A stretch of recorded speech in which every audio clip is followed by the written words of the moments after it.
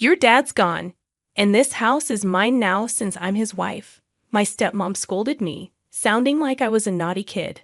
The funeral had just finished, leaving me feeling as heavy and gloomy as a stormy sky. Angry, I snapped back. This is my home from childhood. You should leave with all your affairs with younger guys, betraying Dad. You don't deserve to be called his wife. She just snorted and said, tough luck. I'm getting the house and $1,000,000 from the estate. I'll give you a measly $50. I couldn't help but laugh, which annoyed her. When I showed her a document, her face turned pale. Can you read this? I asked. She went white, stuttering, no, it can't be true, right? I'm Kelly, a 29-year-old homemaker who also works part-time. My dad was a lawyer, pretty well known in his field. He started his own firm and put in long hours with a few colleagues. My mom passed away when I was young, so I don't remember much about her. Dad was always busy with work, so I was mostly raised by my grandmother. But I never felt lacking because of it. Grandma was always kind, and I had plenty of other supportive relationships. I sailed through high school without much trouble. But when I started university, things changed. A new woman entered our family, disrupting the dynamic it had always been just Dad and me. This lady will be your mother from today. Try to get along, Dad suddenly announced. She was decked out in designer clothes from head to toe. Nice to meet you, Kelly. You can call me Mom, and we can go shopping together, she said brightly. She seemed like someone I could be friends with. But living with her as a mother was a different story. Our personalities clashed, and it was clear we weren't going to get along. I'm more of a homebody, enjoying my days off with a coffee and relaxation indoors. My stepmother, on the other hand, was always out and about, shopping or going to parties. We didn't exactly clash, but we tended to keep our distance from each other. The real trouble began after I graduated from university and got a job as an office worker. My workplace was a 20-minute train ride from home, so I decided to stick around at my parents' house for a while. My relationship with my stepmom stayed peaceful, so I saw no urgent reason to move out. About 6 months into my job, I found myself at a social gathering with my coworkers. I'm not big on drinking, but I couldn't skip out on this party since almost everyone from work was going. On the way home, walking through a busy street with a few colleagues heading the same way, I spotted someone familiar from behind. It was my stepmother. Wondering what she was doing there, I glanced next to her and saw a young man I didn't recognize walking beside her. If they were just walking together, I might have thought they were friends despite the age gap. I was taken aback when I saw my stepmother walking arm in arm with a young man. The intimate vibe between them made me catch my breath. A colleague noticed my reaction and asked what was wrong, but I just laughed it off, unable to confide in someone I barely knew about the possibility of my stepmother cheating. I quickly made an excuse to leave and followed them, easily blending into the busy downtown crowd. As they walked, my stepmother and the young man seemed comfortable with each other, chatting closely like a couple. After about 3 minutes, they glanced around cautiously before entering a building. It turned out to be a lodging facility, and the shock of the discovery made me feel sick. I left the area, feeling betrayed and angry. The next morning, when my stepmother returned home, slightly drunk from a night out, I confronted her. She sarcastically asked what was wrong, noting that I usually avoided her. I didn't hold back, telling her I saw her with the young man entering a hotel. Caught off guard, she tried to dismiss it, suggesting it might have been someone who looked like her. She challenged me to provide proof, putting me in a difficult spot because I had none. Despite knowing what I saw, I couldn't confront her without evidence. Even though I saw the truth with my own eyes, she easily brushed it off. You're too naive, Kelly. Maybe it's because you come from a good family, she taunted. She accused me of wanting to kick her out of the house, but defiantly claimed she wouldn't leave until I could prove it. Frustrated by her dismissive attitude, I was determined to expose her infidelity. I scraped together all the money I could and hired a private investigator. After a week of investigation, the shocking truth came out. She was cheating with 3 different young men simultaneously.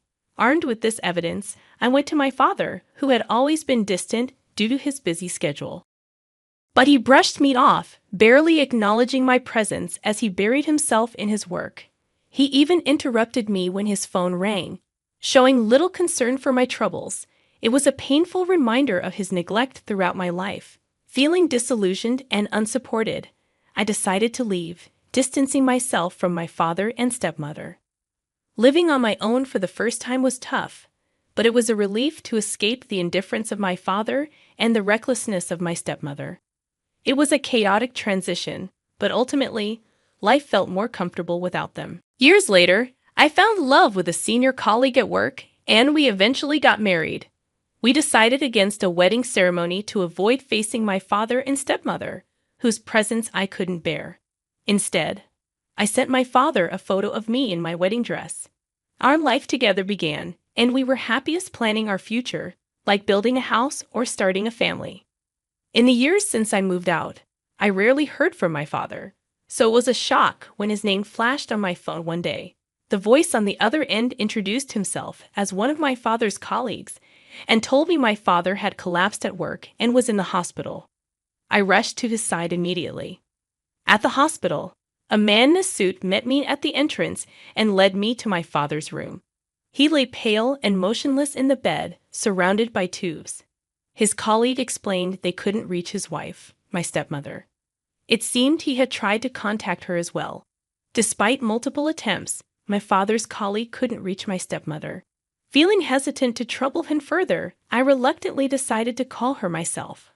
However, she didn't answer my calls initially. After about 30 minutes, she finally called back, sounding annoyed at the inconvenience.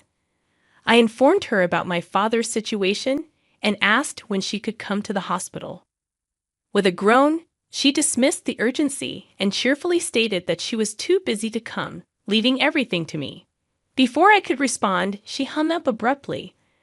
I tried calling her back immediately, but her phone was off. It seemed she had deliberately switched it off. I had hoped that even though my stepmother had shown her indifference before, she would still come to the hospital when my father collapsed.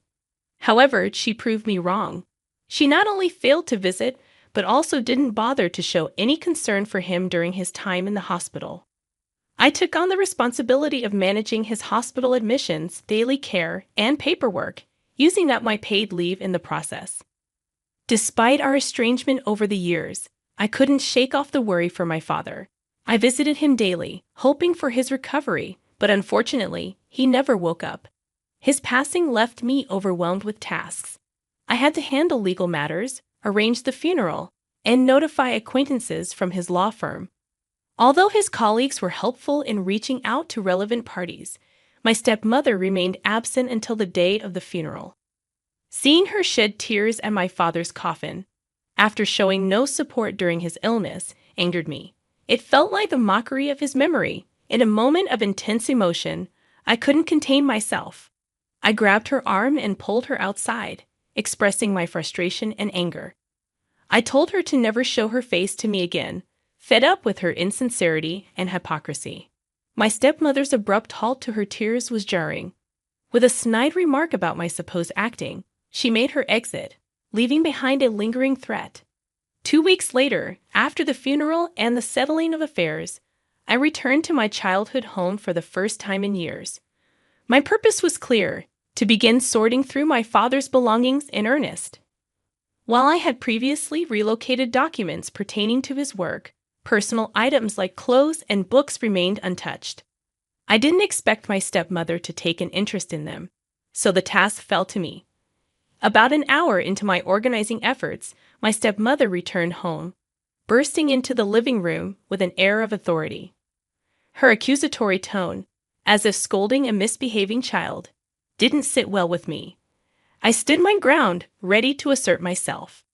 As I sorted through my father's things, my stepmother interrupted, claiming ownership of the house and the $1 million inheritance. She offered me a measly $50, which I found absurd and couldn't help but laugh. This seemed to irritate her, and she insisted that she, as my father's wife, had the right to everything. But I challenged her, pointing out that she was only a common law wife and not a legal hair. She froze, realizing her mistake, and tried to argue her case, but I stood my ground. I suggested that she was sloppy in hiding her affairs and avoiding official marriage documents. I refused to let her kick me out, unleashing years of frustration. She tried to argue back, mentioning a will or life insurance policy, but I knew her claims wouldn't hold up. It turned out that my stepmother's claims were baseless. There was no will, and I was the beneficiary of the life insurance policy. Additionally, proving her status as a common-law wife would be challenging, especially given her affairs. Despite not being well-versed in survivor pensions, it seemed enough to intimidate her. As her hopes crumbled, my stepmother's demeanor grew more serious. With a final ultimatum, I demanded she leave or face police intervention. Frustrated, she hastily packed her belongings and left. Later, I heard rumors about her struggles. Dependent on my father's income, she hadn't worked in years and struggled to find stable employment. Reduced to odd jobs, she now lived day to day. Despite her struggles, my stepmother's selfish nature persisted. She attempted to seek support from old acquaintances, but none were willing to accommodate her. Desperate and lacking funds, she resorted to a shocking move, approaching my husband, claiming her superiority in looks and appeal over me. It was a transparent attempt to stir up trouble, but my husband firmly rejected her advances. Frustrated by her failed attempts to disrupt my family, my stepmother's actions only evoked pity. I swiftly involved the authorities, and she received a stern warning. Hopefully, she learned from this experience. While sorting through my father's belongings, I stumbled upon his diary. Though hesitant to invade his privacy, I couldn't resist the urge to peek. The entries revealed his deep concern for my well-being and future. It became clear that his hard work was driven by a desire to ensure my financial security and happiness. Tucked within the pages was a cherished photo, my young father, my biological mother, and me, all beaming with joy. It was a poignant reminder that I was truly loved by my parents. As I flipped through the diary, another photo caught my eye, a recent one of my father and my stepmother. Despite my confusion about why my father stayed in a common-law relationship with my stepmother, it was evident that he cared for her in his own way. Sadly, her feelings didn't seem to match his. Determined to understand and reciprocate love, I was overjoyed to discover that I was pregnant. Recent visits to the hospital confirmed that our baby is developing well. Looking ahead to our child's future, my husband and I made the decision to move into the house my father left us. Our current apartment doesn't have enough space for a nursery, so we're willing to invest in a suitable home for our growing family. Every decision we make is with our child's best interests at heart. Just as my parents loved me, I am committed to showering this child with love and care. It's a promise I've made to myself.